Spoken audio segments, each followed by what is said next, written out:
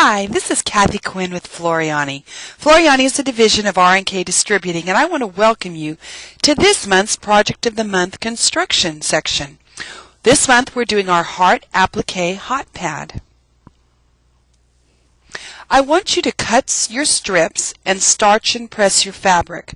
What we're going to cut is we're going to take our applique fabric that we're using for our large and small heart appliques, and we are going to cut that 5 inches wide by 11 inches long.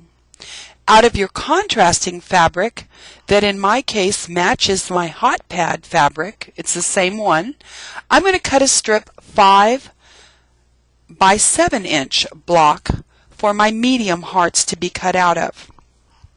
I always starch and press my fabrics because by starching them, you help keep that grain line straight when you're handling the fabric and embroidering on it.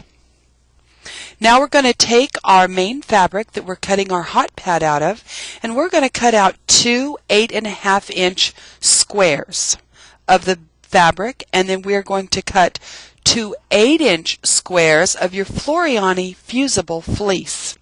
The reason our fleece is 1/4 of an inch smaller around than our square is so that when we sew that seam, we don't have that extra bulk in the actual seam. So when we turn it, we get a much cleaner turn on our hot pad.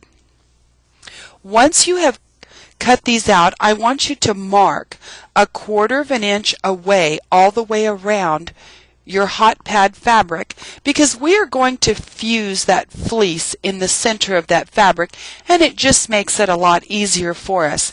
Now I have to tell you, I found a new marking pen. It's called a Slimline. It does have changeable leads that are different colors, and it does not have any of the wax or oils that a lot of the chalk markers have. It will brush off, it will wash off, it will erase off. With this black fabric, I just took another piece of fabric and brushed against it, and it removed it, leaving no residue. You can get several different colors of lead, so it's a great little marking pen to have.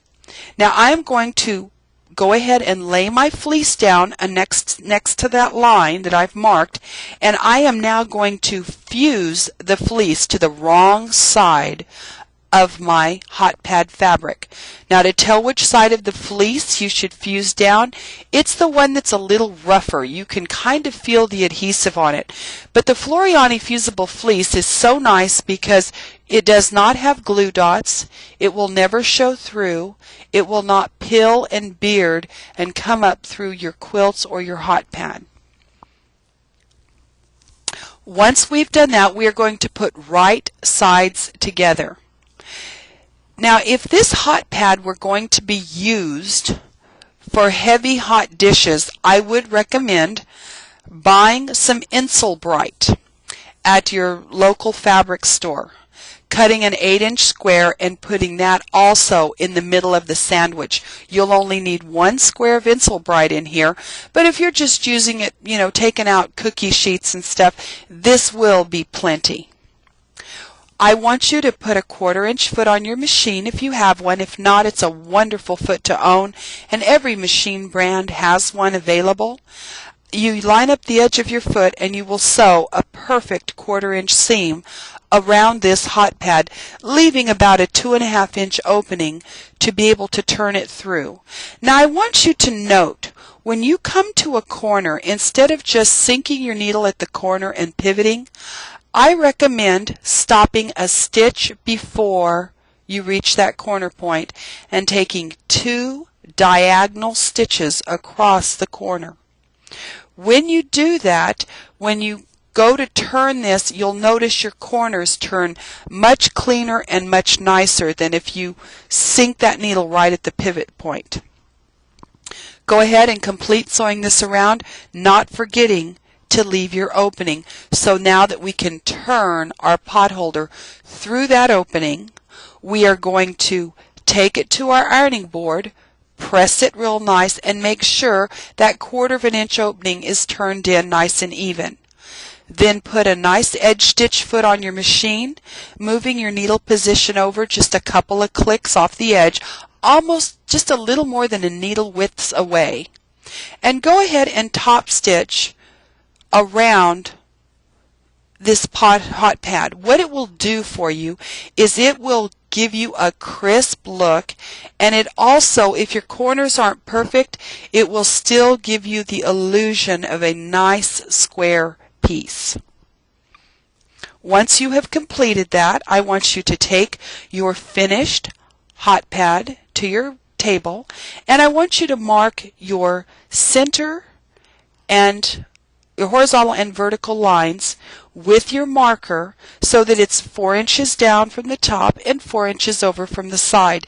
This is the center of our hot pad that we will be embroidering on. I also want you to go ahead and take your ruler, lining it up against the edge of the hot pad and marking in 1 inch all the way around.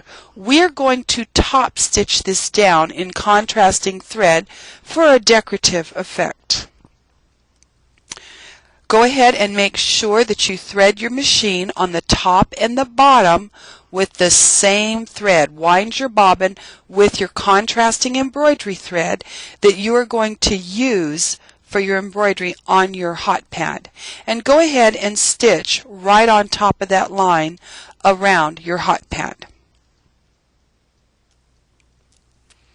Now, if you're going to use our AccuQuilt Go, I have used that new little wonder in this project. If you don't have one or have access to one, it's no problem.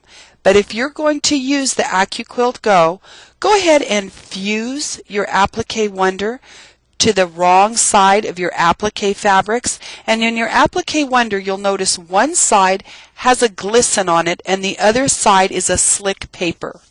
The paper side goes up. The fuse is that glistening side. So go ahead, if you're using the AccuQuilt Go, and fuse this to the strips of your fabric. The heart shapes I have used is their new die. Now you do have the artwork, you've used it already in your software to go ahead and create your applique. You can use that same artwork to trace the shapes if you are not going to use the AccuQuilt Go. If you're going to do your own shapes, I want you to go ahead and take your Applique Wonder, laying it over the artwork, and the Applique Wonder is very thin. You can see through it, it's opaque. Go ahead and trace your heart shape that you have already digitized. Once that is done, go ahead and fuse your Applique Wonder to the wrong side of your applique fabrics. You will have 2 large hearts and 2 small hearts out of your contrasting fabric that contrasts against the pot holder, and then you will have a medium-sized heart. You'll have 2 medium-sized hearts that are the same fabric as your hot pad. If you're using your AccuQuilt, you will fold the applique fabric in half with your Applique Wonder already attached to it. This is a wonderful thing.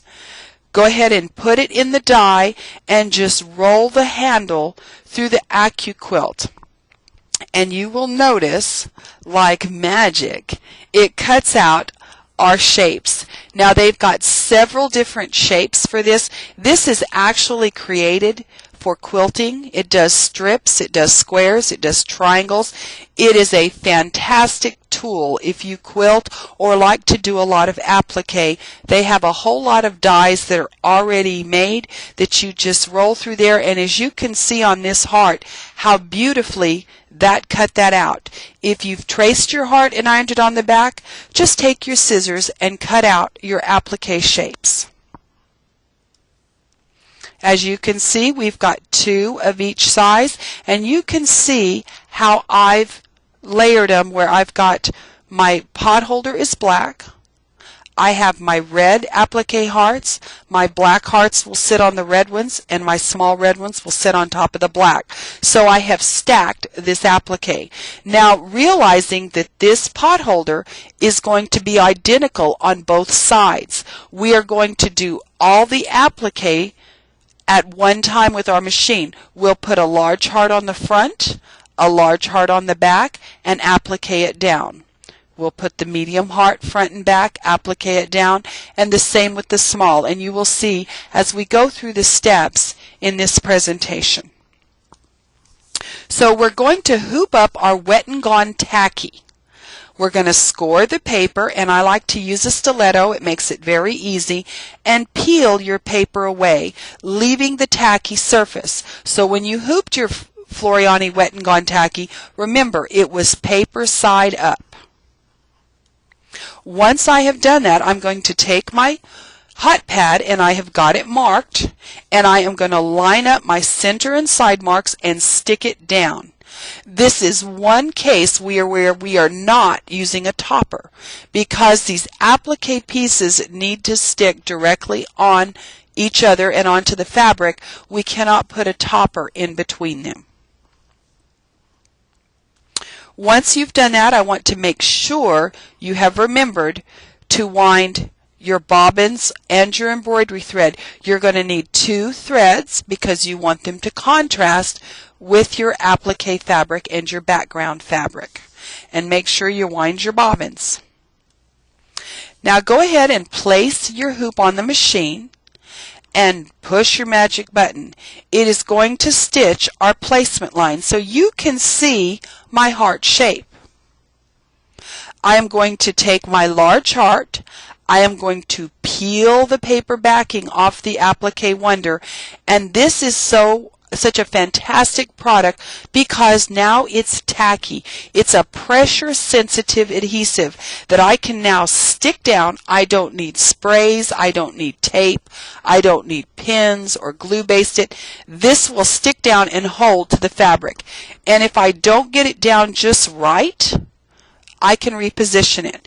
Now I recommend take the hoop off your machine, stick this down, because then you're going to flip your hoop over onto the back, and you are going to put your second large heart inside that placement line on top of the Applique Wonder. It will stick beautifully. You don't have to worry about spraying it or it falling off. Once you're at this point, put your hoop back on your machine and push your magic button and go ahead and finish appliquing your large heart down. Our next step is going to be our medium heart. Again, you'll stitch out the placement line, then you'll peel the backing off, stick it right inside that placement line on the front. You'll turn your hoop over to the back and stick it on there as well. Put it back on your machine and push the button, but do not forget to change your top and bobbin thread so that you have that nice contrast. Notice how I'm contrasting the threads as I go through my applique. We're going to do our third and final piece of applique, which is our small heart. We're going to repeat the exact same process. Go ahead and stitch out your placement line. Peel your paper backing off your applique heart shape, stick it down to the front. Make sure you take your hoop off because you have better control of putting that down. And of course you're going to have to turn your hoop over and stick it to the back. Don't forget to change your thread and your bobbin. Put it back on and finish the applique. Then you will go ahead and change your thread one last time and your bobbin and let it go ahead and stitch out your quilting, your echo quilting that we created in our software. Now I recommend slowing your machine down. The reason is this is several layers. You've got layers and you have your fleece. Now your Applique Wonder is very fine, it's very fibrous, it will not gum up your needle. But with the fleece in there, sometimes if your machine is moving too fast, it doesn't always pick up the bobbin thread perfect. So by slowing your machine down, you guarantee a nice, even, tight stitch in this echo quilting that we are putting on. Once you have completed your echo quilting, take your hoop off your machine, remove your hot pad from your hoop, Go ahead and pull away your Wet and Gone tacky and trim it as close as you can to the stitching, being careful not to nick your new hot pad. Once you have finished that, remember you can rinse that out. Now Wet and Gone tacky does have that adhesive on it. And because we have had to put a protective layer between the Wet and Gone and the adhesive, if you have hard water, you need to put a little fabric softener in the water. Some baking soda, hair conditioner, Downy, something to break that down to make sure it rinses the petroleum product we have in there to protect the Wet and Gone, so it rinses out easy. Once you have rinsed that out, dry your pod, let it dry, and then go ahead and press your applique, because your Applique Wonder, while we positioned it and have stitched it down, when you press it, that will become a permanent bond with your hot pad, and it will not move or slide around. Now your hot pad is gorgeous. It looks beautiful on both sides. You have learned how to do applique the Floriani way. I want to thank you for coming this month. I hope you enjoyed this month's project and you're now finished. Just think of what you can do. You can do entire applique quilts this way. Think about a wonderful 4th of July table runner using maybe a star. They do have star templates for your AccuQuilt Go. The sky's the limit. Now you understand the process from digitizing to stitching, and I thank you for coming to our project of the month this month, and I look forward to seeing you again next month.